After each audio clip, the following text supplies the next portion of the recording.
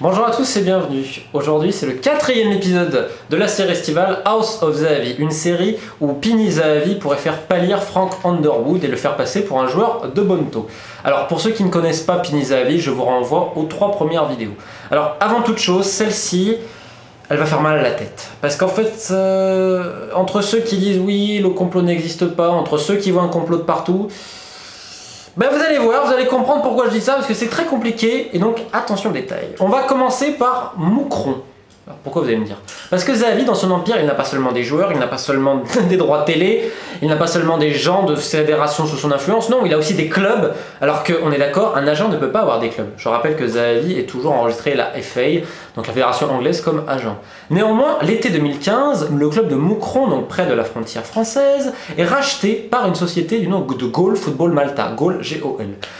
Pour 8,5 millions, ils rachètent 90% des parts. Alors, c'est un club qui avait un peu de dette, je crois qu'il y avait 1,7 million, 1 million ici et là. Mais en gros, un club, ça vaut pas plus de 4 ou 5 millions. Hein. Pour donner un exemple, un des voisins, Courtrai, a été racheté par Vincentane pour 5 millions. Mais pourquoi pas, 8,5 millions. Hein. Je rappelle que la Belgique a un taux très avantageux fiscalement pour les grandes fortunes. Hein. Je crois que c'est 12,5% où ils sont taxés. Alors qu'un indépendant, par exemple, prend 56%. Et d'ailleurs, il y a souvent des rumeurs qui disent comme quoi les clubs... Bah, bref, on va pas aller plus loin là-bas. En tout cas, Gol Football Malta appartient à 2 personnes. Appartient à Pini Zahavi notamment et à son associé des Balkans, Fali Ramadani. Alors tout de suite, on va expliquer qui est Ramadani. Ramadani est un des agents les plus influents à l'Est, également en Italie. C'est lui qui a placé toute la filière, les Jovetic, etc. à la Fiorentina. Sachant que Ramadani, à la base, n'a rien à voir avec le foot, il est plutôt dans la restauration. Néanmoins, selon le site Black Sea et les investigations de Kostin Stunka, on retrouve le nom de Ramadani en 2004 dans un procès très important en Allemagne sur les frères Osmani, des Albanais accusés de crimes organisés. Alors là, c'est assez intéressant parce qu'en fait, il y a une banque qui fait des prêts un peu bizarroïdes. Imaginez, vous êtes un couple, Ramadani donc, et sa femme, vous gagnez 35 000 € par an, mais on vous accorde un prêt de 1 million, bon pourquoi pas. Et ensuite, on retrouve Ramadani dans une affaire en Macédoine avec cet investissement. Je vais faire très simple. Un de ses partenaires est fini en prison, lui il a toujours nié avoir corrompu quelqu'un d'autre, il se retrouve sans rien, et on retrouve le nom d'une société, Lian, L-I-A-N, LBO Engineering LLC, qui est derrière ça. Bon, pourquoi pas, tu te dis. Sauf que là, tout de suite, 10 ans plus tard, tu te dis, attends, la société de Ramadani, d'agent, elle s'appelle Lian Sports. Ah, c'est peut-être une coïncidence que ça a le même nom, pourquoi pas. Sauf que bon, les clubs belges commencent à se plaindre en disant attendez, c'est tenu par des agents, etc. Parce qu'en plus, dans le conseil d'administration, nous retrouvons un 3e agent qui d'ailleurs a un mail qui appartient à Lian Sports, c'est con quand même, hein. Marc Rothenberg en Suisse. Alors à la base, c'est quelqu'un dans le domaine légal. Les gens de Moucron ont justifié ça comme c'est un indépendant pour des conseils financiers.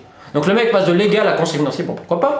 En tout cas, en Belgique, il faut une licence pour pouvoir jouer. Et donc, il y avait quand même des pressions. Et le club de Moucron, donc chance à eux, hein, incroyable, 2 ou 3 jours avant l'attribution des licences, Marc Rothenberg démissionne du conseil d'administration, pourquoi pas.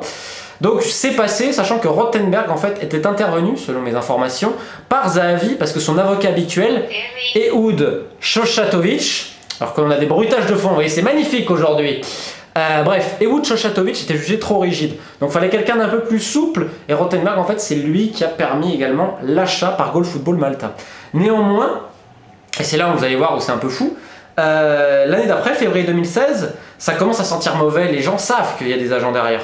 Donc Gol Football Malta cède ses parts à une société maltaise du nom de Latimer. Ouais. Donc imaginez, vous avez mis 8,5 millions un an avant, et là vous revendez pour 10 €. Et là, selon Malta Today, la société appartient à Hadar, pardon. Et qui est Hadar? C'est Hadar Zahavi, le neveu, visiblement. Alors, des fois on dit que c'est le fils, c'est le neveu, c'est le cousin. Visiblement, ce serait le neveu, sachant qu'il appartient au conseil d'administration de Moucron, dont je l'ai papiers sous les yeux, jusqu'en 2021. Il est mandaté, en même temps que Gilles Zahavi, qui est le fils de Pini Zahavi, qui est un professeur d'hébreu moderne à l'université d'Oxford, selon les informations de Football Secrets Trade, un livre que j'ai lu récemment. Et là, vous allez me dire, donc c'est une société de 1 200 € de capital. Et bim, le 24 février, ils investissent 2,4 millions. Vraie question, où vient l'argent? Et cette question, le magazine belge Sport Foot Mag se l'est posée dans un papier intitulé les Malta Papers. Je cite. D'où vient donc cet argent? Personne ne le sait. Dans le dossier, on retrouve trace du versement, mais aucun numéro de compte du donneur d'ordre. Alors que le chat, il va arrêter, il va passer devant la caméra, excusez-moi. Conclusion. Moucron a reçu beaucoup d'argent sans qu'on en connaisse la provenance. C'est bizarre quand même. Et là encore pire, on voit les prêts en fait accordés par la première société, Gol Football Malta. Donc Moucron, selon les comptes que j'ai également sous les yeux, est sommé de rembourser ça sur une échéance de 5 années environ. Mais en fait, tout l'avancement de Latimer, tout ce que Latimer donne, Latimer c'est la société qui vient de nous acheter aujourd'hui, En fait, l'argent doit revenir à Goal Football Malta. Et encore plus fort, l'adresse de Latimer, c'est l'adresse de l'agence de Ramadani, Lian Sports. Alors bon, Moucron a justifié ça en disant que plusieurs sociétés avaient la même adresse, bon bah pourquoi pas, hein. On peut toujours croire là-dedans. Maintenant, je vais vous citer le bilan financier de la première année, parce qu'il y a des trucs vraiment bizarres, sachant que selon les témoignages de plusieurs employés, notamment des petits employés, hein, les salaires étaient vachement bien payés, ça va augmenter, etc. Mais pourquoi pas, hein, tout est possible. Hein. Je rappelle également que la Belgique est à côté du Luxembourg, hein, ils comprennent qui pourra. Alors, excusez-moi, parce que mon ordi déconne. Voilà, je vais vous dire les chiffres exacts. En une année, ils ont perdu 2 950 834 euros et 31 centimes. Maintenant, on va citer dans la justification de la continuité du conseil d'administration. Je cite. La société a terminé son exercice par une perte, donc voilà. Cette perte est essentiellement liée aux fortes dépenses en matière de masse salariale et aux efforts consentis par le club pour se maintenir en division 1 du championnat de Belgique de football. Pour rappel, Moucron se maintient miraculeusement à la dernière journée avec un match contre Anderlecht. Alors, j'ai pas précisé, mais si Xavier Ramadani sont des agents qui ont beaucoup de joueurs, comment expliquer qu'admettons Moucron leur appartient et que, admettons, dans le même championnat, on a des joueurs qui appartiennent également à ces joueurs, à ces agents-là? Ça ne pose pas un problème de conflit d'intérêt, mais soit. Donc bref, ensuite, ils disent notre actionnaire majoritaire, la société Latimer International Ltd, a commandité à approuver l'augmentation des dépenses et s'est engagé à couvrir les dépenses pour l'exercice 2016-2017. Bon, pourquoi pas, mais en tout cas, ça fait quand même une sacrée perte. Donc il y a eu des investissements de Goal Football Malta qui finalement dirige le truc. Mais c'est pas fini, vous allez me dire. Parce que Malta Today révèle autre chose en fait. C'est que Goal Football Malta, eh ben en fait, c'est qu'une société un peu écran. Un écran de fumée même carrément, parce que ça appartient à une autre société. Goal Football International de Gibraltar, une société de Pini Zahavi. Et là, il y a quelque chose de plus fort. Parce que quand Zahavi arrive en 2015, il y a un directeur sportif qui l'amène, qui est un Camerounais, Yerima, qui fait beaucoup de deals. Je vous mettez Yerima BBC, vous allez voir ce qui s'est passé en 2006-2007, il y a un reportage, vous allez comprendre. Bref, finalement il part rapidement, et donc c'est un Brésilien qui arrive du nom de Humberto Paiva. Et Paiva, c'est un très très jeune qui donc gère la politique sportive sur les transferts internationaux avec Yeri Selmak qui lui gère le marché belge. On va dire les deux. Alors ce qui est assez drôle d'ailleurs, c'est que la justification de Moucron pour Paiva, ils ont dit oui mais il connaît toutes les nouvelles technologies. Donc on peut tout justifier en Belgique, disant la presse belge ne pose pas de questions, parce que quand on va sur le LinkedIn d'Umberto Paiva, je vais citer Head of International Business at Goal Football International. Donc Goal GOL encore une fois, donc la bonne société. Donc il est responsable à la société de Zahavi à Gibraltar, et donc il arrive à Moucron. Ben pourquoi pas. Alors maintenant, quel est le lien entre Paiva et Neymar? Parce qu'attendez, on va vous montrer quand même une photo qui a été prise le jour de la présentation de Neymar par quelqu'un de Culture PSG, François, que je remercie du très sérieux site. On voit Pini Zahavi à côté d'Umberto Paiva. Donc là on peut pas faire mieux. Paiva lui-même sur son Instagram a publié une photo avec Jean-Claude Blanc et Neymar vis-à-vis du contrat, etc. Donc on va citer la seule interview qu'Umberto Paiva a donnée dans la presse belge. Alors je vais vous la retrouver, sachant qu'avant je vais quand même vous citer du Paiva qui avait donné un petit truc après un match, et j'ai trouvé ça absolument brillantissime. Parce que bon, en Belgique vous imaginez, Zahavi c'est lui qui tient le club, etc. Mais il faut pas le dire. Donc Yuri, l'autre directeur sportif, et moi avons la responsabilité sportive. Nous ne devons pas tous les jours justifier nos décisions à Pini. Alors déjà première question. Si Zahavi n'a rien à voir avec le club, pourquoi tu en parles? Bon bref. Je n'ai entendu Pini que quelques fois depuis que je suis ici. Vous donnez l'impression que Monsieur Zahavi est le propriétaire du club. Moi, je vous dis que le club est dans les mains d'une compagnie. Plus c'est gros, plus ça passe. Et après il dit, écoutez, c'est la preuve que vous avez affaire à des gens sérieux qui ne considèrent pas Moucron comme une blague, à propos de Zahavi et son carnet d'adresse. Mais mec, t'as dit qu'il n'était pas propriétaire. C'est pas grave, hein, on n'est pas à un truc bizarre près. Maintenant, citons Umberto Paiva, donc c'est une interview donnée à Sud Presse le 24 mai 2016. Écoutez bien. J'ai tout d'abord commencé à faire des études, en management sportif en Angleterre. Je suis également formé en business international.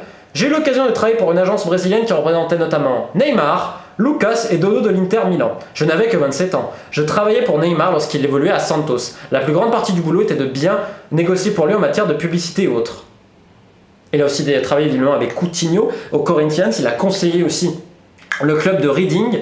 Je ne vais pas rappeler qui a des liens particuliers avec le club de Reading, hein, sachant que Umberto Paiva, selon les informations de Sébastien Hussler du Soir, il y a publié il y a 2 semaines, serait aujourd'hui un conseiller du Paris Saint-Germain.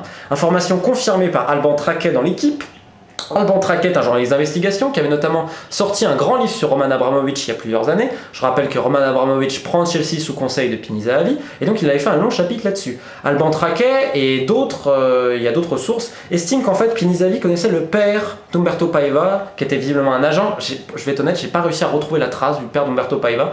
J'ai demandé à plein de contacts brésiliens, c'est un peu bizarre, parce que la première trace en plus de Umberto, c'est un article de Libération de 2014 où il est présenté comme agent brésilien, parce qu'il a été aussi agent. C'est un homme qui a visiblement tout fait. Mais en tout cas, tout ça pour dire que Umberto Paiva, aujourd'hui, est cité comme un des conseillers consultants de Paris. Maintenant, ça pose plusieurs questions. Comment un mec qui gérait Moucron, qui s'est sauvé encore une fois la dernière journée pour un match improbable à Courtrai, serait conseiller du PSG? Et surtout, comment, selon plusieurs employés du club, en mai, Paiva savait déjà qu'il allait à Paris. À l'époque, Paris n'avait pas de directeur sportif. On savait qu'Olivier Létang allait partir. Et d'ailleurs, Olivier Létang, il part où? Chez Kia Jorapchian. Attendez, Jorapchian, ne serait-il pas l'associé de Pini Zahavi? Oh, il y a quand même des trucs. Et ensuite, donc Paiva savait, en gros, qu'Enrique allait venir. En mai. Il y a quand même des trucs dingues. Sachant que Paiva, là, on a vraiment la preuve qu'il était sur le transfert de Neymar. On dit qu'il est conseiller. Honnêtement, j'en sais rien. On dit d'ailleurs aujourd'hui, murmure, selon Zahavi lui-même à certains, qu'Enrique Nasser viendrait pour un club filial, s'intéresserait, sachant qu'il y a aussi des intérêts à Antwerp, géré par Donofrio, intérêt au Portugal. Honnêtement, j'en sais rien si dans 3 semaines ils vont vraiment venir à Moucron, parce que moi j'y vois trop gros pour être vrai. Parce que maintenant je vais vous parler des transferts de Moucron des dernières années. Et là, il va falloir s'accrocher. Et essayer de ne pas vomir tout de suite, parce que bon, c'est compliqué là. Alors, on va passer de Chypre.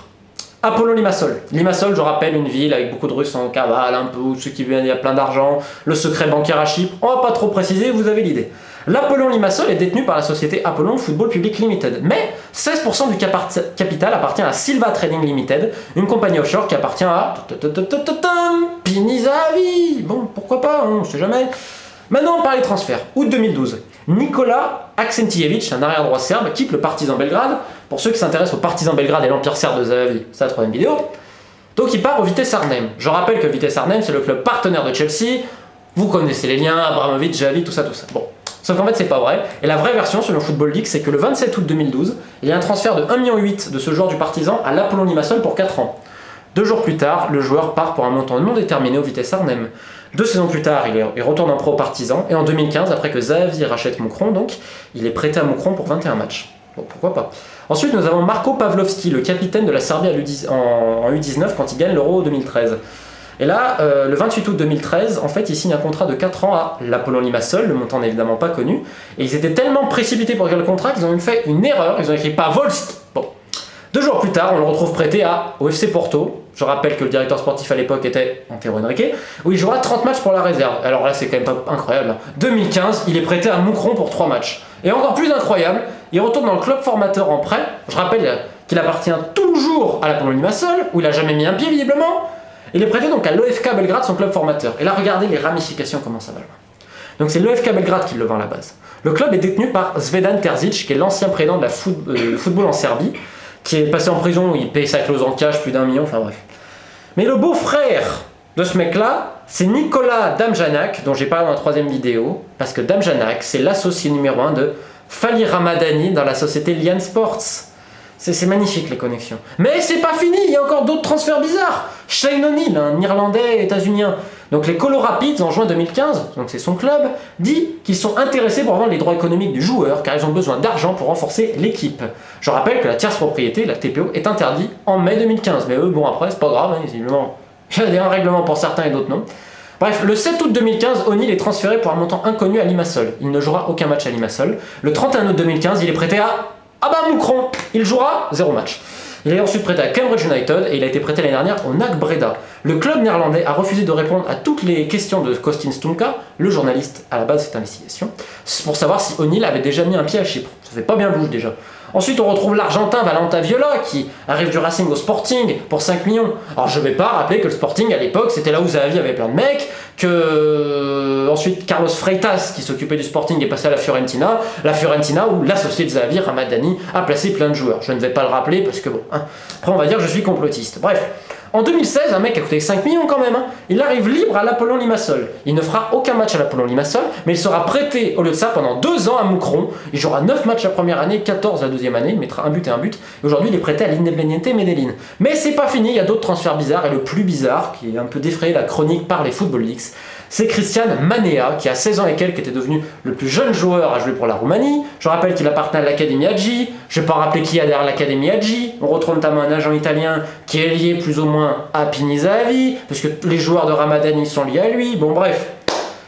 Et en fait, tout le monde pensait qu'il est parti à Chelsea, les médias britanniques en parlaient, roumains, l'Académie Hagi s'en vantait. Et ensuite, donc il était prêté à Moucron, bizarrement en 2015 quand Zahavi rachète, où il jouera 9 matchs, et le site officiel de Moucron dit qu'il est prêté de Chelsea. D'accord. Mais en fait, quasiment 2 ans plus tard, on s'est aperçu qu'il n'a jamais été à Chelsea. En fait, il avait été vendu pour 2,5 millions à l'Apollon Limassol, et 1 million de ces 2,5 millions, écoutez bien, part à une société maltaise, Ditto Trading. Vous savez l'adresse de cette société? Ah bah, la même qui contrôle aujourd'hui Moucron, et la même de l'agence sportive de Ramadani. Oh bah, il y a vraiment des coïncidences. Et selon Costin Stumka, qui est un membre de la famille de Manea, il n'a jamais mis les pieds à Chypre. Il n'a jamais fait de visite médicale à Chypre. Il ne s'est jamais entraîné avec l'Apollon Limassol. Est-ce qu'on peut m'expliquer pourquoi personne ne dit rien? Parce que c'est une manière de contourner la tierce propriété. Dans la tierce propriété, c'était l'idée de dire que des individus ou une société avaient un bout de joueur. Mais là, c'est là où Pini Zahavi est un maître. C'est qu'en fait, maintenant, c'est plus une société qu'il a. C'est des clubs dans lesquels il a des intérêts et autres. Et on fait un grand mercato comme ça. Tout ça pour dire qu'aujourd'hui, Paris, évidemment, cherche un club filial, etc. Ok, mais si ça passe à Moucron, aujourd'hui, je rappelle, dans le board, on a encore le neveu et le fils de Zahavi. Mais déjà, comment la Fédé belge peut laisser passer ça? Je veux dire, il y a quand même toutes les preuves nous montrant que c'est une farce. La presse belge, bon, visiblement, à part un peu Sport Foot Mag qui avait écrit « Ça n'a pas l'air spécialement les gêner, les mecs, hein, pourquoi pas ». On a Umberto Paiva qui est au milieu, qui aujourd'hui est conseiller pour le PSG et qui était sur le transfert de Neymar. Et tout tourne autour de Zahavi. Et comme disait Jonathan Wilson, le grand écrivain Jonathan Wilson, qui avait fait Inverting de Pyramide et plein de hits, excusez-moi, je parle mal, plein de best-sellers. Il avait écrit un livre justement sur le football à l'Est et il parlait notamment de Zahavi et je vous rappelle de son associé Jorab Chian qui avait racheté une partie de Corinthians pour les transferts de Mascherano et Tevez. Bon. Et en fait, il avait trouvé qu'il y avait un accord entre Corinthians et un club géorgien, le Dynamo Tbilissi. Le Dynamo Tbilissi à l'époque était contrôlé par l'homme le plus riche de Géorgie, qui était un oligarque qui était lié à Boris Berezovski et Roman Abramovich.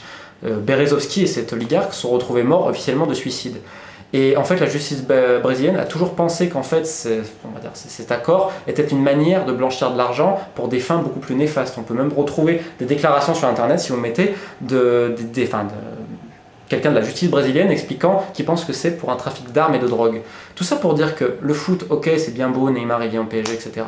Mais en fait, ce qui est important, c'est aussi de voir comment tout ça c'est possible, de voir la toile d'araignée de certains et de voir l'empire de Pini Zahavi. Je dis rien de plus, je vous relate juste des faits avec documents et autres. Mais j'ai peur. Honnêtement, quand je vois ça, je me demande jusqu'à où ça peut aller. Parce que si je dois faire un 5e épisode, vous allez voir, maintenant on parlera d'accident de voiture qui arrive du jour au lendemain pour le père d'un joueur. Bon, il n'est pas mort, mais il y a quand même des coïncidences. Mais comme termine Wilson, il dit qu'il ne croit pas aux reptiliens, etc. Tous ceux qui sont dans ces théories-là. Mais quand il y a une coïncidence, 2 coïncidences, 3 coïncidences, tu peux y croire. Mais quand il y en a 15 ou 20, c'est plus des coïncidences. C'est qu'en fait, il y a dans l'ombre des gens qui contrôlent le milieu du foot et on n'entend jamais parler d'eux. On entend parler de Mendes, on entend parler de Raiola, on n'entend pas parler de Moucron, on n'entend pas parler de Limassol parce que c'est discret. Mais derrière ça, il faut voir les politiciens qui sont derrière les clubs, il faut voir tout ça, il faut avoir une vue beaucoup plus large, il faut voir les sociétés, etc. Aujourd'hui, voir Zahavi arriver à Paris, pourquoi pas, ils ont fait Neymar et c'est vraiment grâce à lui. Mais il faut aussi se poser toutes les questions. Et c'est un peu ce que j'essaye de faire et je terminerai là-dessus. Là, j'écris un livre actuellement sur Cavani qui sortira pour cet automne. Et après, je me demande si le véritable livre à faire, c'est pas House of Zahavi, tout simplement. Parce que quand on voit toutes les ramifications et tout ça, c'est fascinant, c'est une enquête de fou. Et je me demande si c'est pas... Je suis fan de Jean-Christophe Victor, le regretté présentateur du Dessous des cartes. Et je me dis qu'en faisant ça, quelque part, alors à mon maigre niveau, mais j'essaye d'honorer la mémoire de quelqu'un qui a donné quelque chose au journalisme français. Et je dirais tout simplement à l'humanité, parce que le Dessous des cartes, pour moi, c'était la meilleure émission qui existait. Donc si tant est je peux faire ça, écoutez, Jean-Christophe, grand salut à toi, et si vous avez des questions, n'hésitez pas. Bonne journée.